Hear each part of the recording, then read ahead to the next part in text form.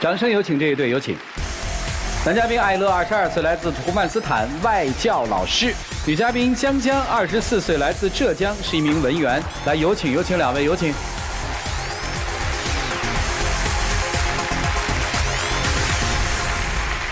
欢迎两位哈，这是你想表白的，是吗？啊，怎么认识的呀？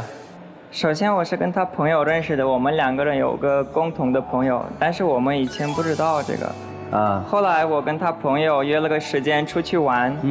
那天他带过来了她，我第一眼看到她，我觉得非常漂亮。后来我们3个人玩了一天。这1天之内，我发现了她不仅漂亮，还非常善良，性格非常好。而且我们2个人聊得也非常开心。快回去的时候，我加了她的微信，然后她到家了，发了一条信息说：“艾乐，非常感谢你今天。”我以为她这样说也对我有点兴趣，觉得喜欢我。当时我就非常开心。你是一见钟情是吧？啊，是吧？后来呢？他向你表白了就？他想太多了，我只是我只是给他礼貌性的回复我说谢谢你请我们吃饭了。毕竟他请我们吃饭，我蛮不好意思，第一次认识。然后后来我们就有加微信聊天。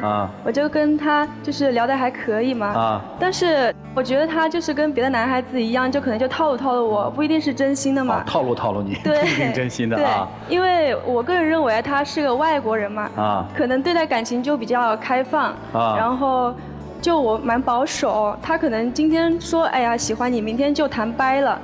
然后我就想我要一段稳定的感情，就根本就没有把他考虑到心上。但后来就是发现他一直持续找我，然后觉得还蛮大概有1、2个月吧。然后觉得他还蛮诚恳的，然后就跟他熟络起来，成了一个好朋友。后来嘛，我们去那个动物园玩熟了以后，然后我就跟他开玩笑，我说艾乐，你在这里中文那么好，是不是要在中国找媳妇了呀？然后我以为他也会那个开玩笑跟我说是呀是呀，结果他一脸严肃就对着我说江，我哪国的媳妇都无所谓，就我特别看重爱情，而且他特别希望是我。然后我觉得他当时就那个态度就很端正，觉得这个男人的爱情观还是蛮正的，就改变了看法。对你好不好？哎，蛮好，我觉得。就是有一次，我觉得他特别上心呢。他从他国家到中国嘛，他那次就一整个行李箱就带了我喜欢吃的巧克力，他知道我喜欢吃巧克力，然后还带了一些其他手工艺品，他自己一件行李都没有带。记忆最深的就是他给我带了一个花勺子，是他们家用了10年的那个花勺。我有一次就是他给我看那个照片嘛，看他们家的菜，我就特别注意到他们家那个花勺还蛮漂亮的，我说还蛮喜欢，哎，好好看啊，然后他就给我带过来了。因为我觉得，就是他想什么我就卖给他什么，我让他开心就好，就我自己也会开心。挺好的呀。对啊，我也觉得那个时候挺好的。然后我就问我朋友，我说，哎，有个外国男的还对我挺花心思的追我，我要不要答应他呀？然后我朋友就觉得不靠谱，他让我再斟酌斟酌。然后后来就相处的时候，的确发现了一些问题。什么问题？他有点大男子主义吧。就是比如说有一次我跟我的朋友逛街，还要把他也带上了。那天早上有点冷，我就穿了一个外套，里面穿了背心短裤，然后中午有点热了，我就把外套给脱了，他就不动声色的把我衣服给披上了，然后我又脱了，他又给我穿上了，我几次3番，我觉得我这个衣服就脱不掉了，我都快热得中暑了，他还在给我披着。我真的是没有办法，而且我朋友在旁边看着都怪尴尬的，本来就是把他带过来给我朋友改观，他还这样子做。我个人觉得女孩子穿太暴露的衣服不是很好，而且我也不希望她被别的男孩子看到。然后就是这个也是为了她好，要是路上有坏人呢？我觉得现在他还不是我男朋友，都管我这么多，我以后要是跟他谈了朋友就没有自由了。除了对这个他对你的着装有要求这件事体现了大男子主义，还有什么呢？就是我有工作了嘛，然后会遇到一些问题，烦恼啊、迷茫啊什么的，我就有些时候会跟他倾诉。结果他对我工作无所谓，他觉得你反正以后可以不用工作，他以后可以养我。但是我不是这种女孩子，我以后想成为一个独立的女性，我不想以后一辈子成为黄脸婆，替她看孩子什么的。因为在我们国家，女孩子不应该出去打工，她们只要做一些家务，照顾孩子，照顾家人就行了。赚钱是男孩子做的事情。我觉得。你妈妈全职吧？我爸爸工作，妈妈不工作。妈妈不工作。除了这些，生活上最简单的就吃饭问题吧。他外国人喜欢吃西餐，我就喜欢吃中餐。每次出去玩的时候，他基本上都是吃那些汉堡啊、薯条啊那些垃圾食品。然后我好不容易把他拉到中国餐厅去吃饭的时候，我点了一大桌子菜，他就动都没动几下筷子。而且我一个女孩子吃那么多菜，本来他那个外国人长得就蛮扎眼，别人都看着，在我一个人在那里吃又吃不完，别人还以为我一个女的那么会吃，蛮尴尬。我只是吃不习惯中国菜，我觉得我们各吃各的也非常好。我觉得我们两个人在一起开心就好了，这种小事情算什么？你来中国几年了？4年。4年哈。是的。街边的烤串吃过吗？烤串好吃。那也是中餐呀。手抓饭吃过吗？吃过。抓饭好吃吧？好吃，但是有的是他不喜欢吃。就是你得是吧？火锅也不吃，臭豆腐也不吃。你是杭州人？金华。金华的，你非带人去吃臭豆腐更吃不了。你吃过臭豆腐吗？完全接受不了。他早就把我拉得远远的。我觉得这些都是小事情，我们以后可以慢慢找我们两个人都喜欢吃的东西。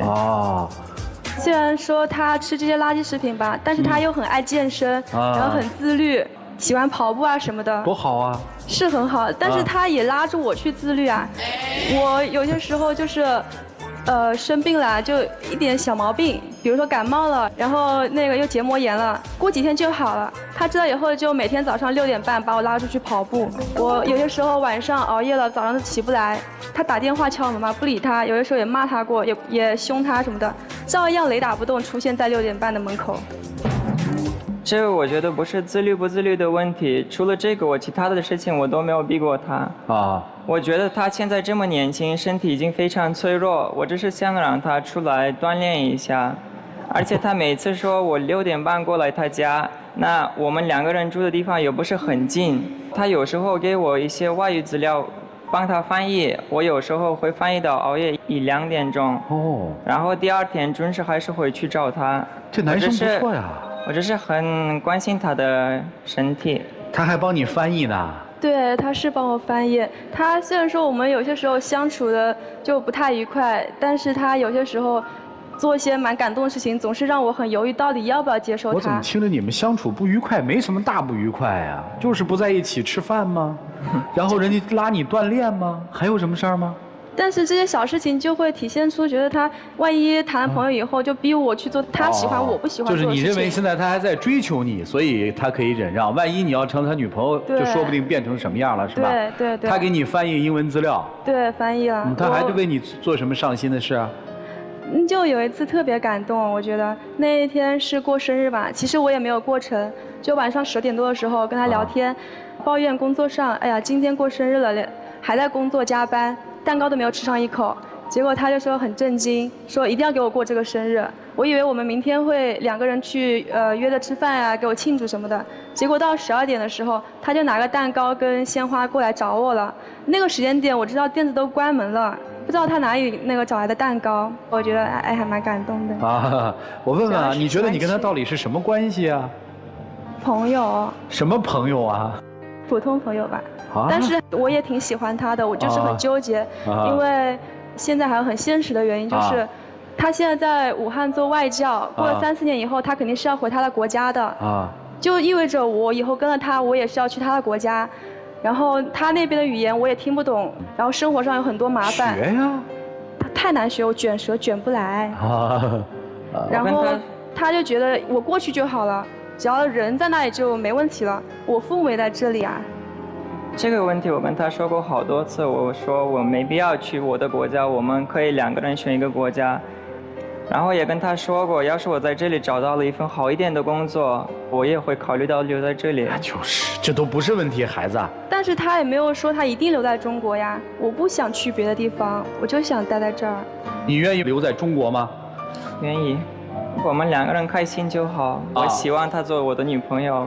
她只是觉得我们两个人是普通朋友。真的是普通朋友吗？我也挺喜欢她的，就是未来没有打算好，我也不想谈一个以后就能分手的恋爱。对未来她比较担忧，你理解她哈，所以她想听听老师们的意见，应该怎么往下走。我们一起进入丘比特问卷。先说说你觉得他的一些小小的瑕疵，比如你说我都熬夜了，早上6点半还要出现，比如说吃饭的时候那不爱吃中餐就几乎一口不动。其实我们看一件事情，它都是一利一弊的，就是他的有原则，会让你觉得很安全，他做事很有计划，很有规则。那同样就有可能会是固执的、刻板的。有些人说我就喜欢自由自在的感受，那也许和这个男孩在一起，你所感受到的就不是自由奔放。但是有些女孩说我就喜欢我们的生活有规则，我们有计划有原则的去过每一天的日子，那你就去选择他。其实在其他的这个异国恋中，我们也可以看到确实存在生活习惯、文化理念等等的不同，但有时候爱就是需要有一点勇气。当然我们如果选择异国的爱情，就有可能面临颠沛流离，至少在你们爱情婚姻之初没有找到更适合双方共同生活的方向之前，会有一些颠沛流离。那是否这种颠簸之后会看到更美的彩虹，要看我们心里对自己有多大的勇气，对自己所希望追求的爱情有多大的勇气。付出的越多，那有可能收获的就更多。男孩子呢，我是觉得来了中国4年，为了路，如果你选择和一个这样的女孩在一起，你要承担的是可能和你在你的国家所不同的爱情和婚姻。因为就是我们现在中国女孩，很多女孩希望嫁人也要有工作，要有价值，所以如果你不调整的话，这个会成为你们爱情当中一个很大的问题。其实能看出来彼此都有好感啊，你们只是需要更多的勇气。好好想想自己有多大勇气，再去看看这段感情能否前行吧。祝福你们都有美好的未来，谢谢。我挺喜欢你们俩的。其实你们彼此呢都很喜欢，并且你是很勇敢、主动的追求，女孩呢也喜欢。你如果不喜欢她，不可能去问她说你要不然找一个中国媳妇。谈恋爱要找一个好人，但好人未必是个好爱人。男生哪都不错，但我看你对他并没有太多的心动。在刚开始所有描述的一些字眼当中，你都尝试着跟我们说这是个好男生，但我并没有看见你被爱情所点燃。你说你绝不会出国，因为你的家在这儿。但其实对于成年的女子和结了婚的女子来说，其实爱人在哪儿，家就在哪儿。所以如果当你真正爱上一个男人的时候，你会因为这个男人而爱上一个城市或者一个国家，你就会不由自主地跟随着他去那儿，因为有他的地方才有家。所以在我看来，其实你们俩未必适合。当有人说你们很般配，男生俊美，女生漂亮的时候，我想生活在别处，在别人眼里你们都是好的，但如果生活一旦在此处，在你们自己之间，很多东西就变成了残酷。我当然知道对这种男生会有不舍，包括我们都很喜欢的，但是爱情和好人是两回事。你舍不得一个好人，代表你舍不得一份温暖，但是爱情靠的不是温暖，爱情一定要靠勇敢和点燃才行。你今天整个的状态，在我看来，你欣赏这个男生，但是你并没有多爱这个男生。所以你自己看吧，如果你确实如我所说，你只是欣赏一个好男生，那就放手；如果你真的有一丝被点燃的感觉，那就勇敢地踏进一步，就这样。我个人认为，其实他们已经是在恋爱了，只不过没有给对方一个恋爱之名嘛。这不就是恋人吗？我想着你，你关心我，两个人常在一起吃饭，看过电影没有啊？也看电影，然后他却在生活里帮助他，情愫已有了，只是下定不了决心。那到底应该怎么办？有些人说爱情就要激情燃烧，那有些人说日久生情，要小火慢炖，这个不一样啊。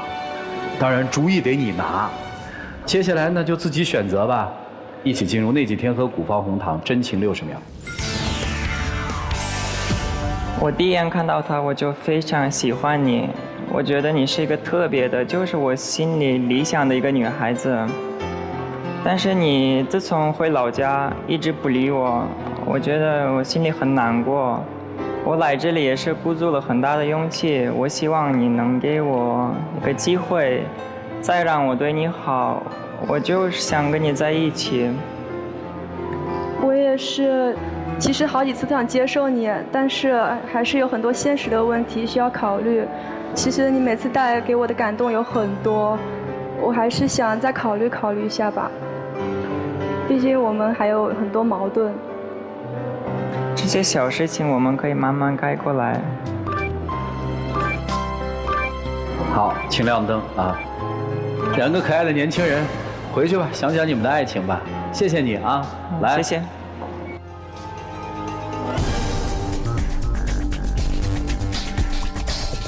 好，来，请关门。我还挺期待这结果的。哎。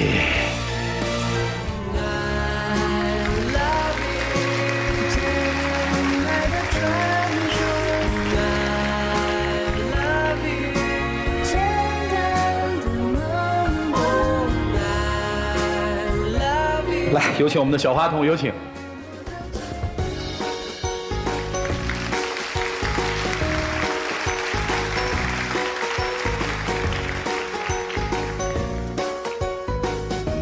感谢药宝诗伊贝诗纯的爱放心爱伊贝诗纯净面膜提供的奖品，牵手成功的情侣将免费获得由西莫智能家居提供的智能锁，手机远程开锁，开启你的幸福生活。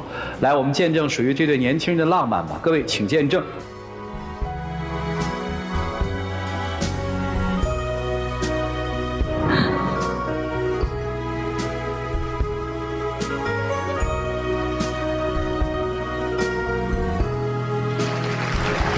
来亮灯吧！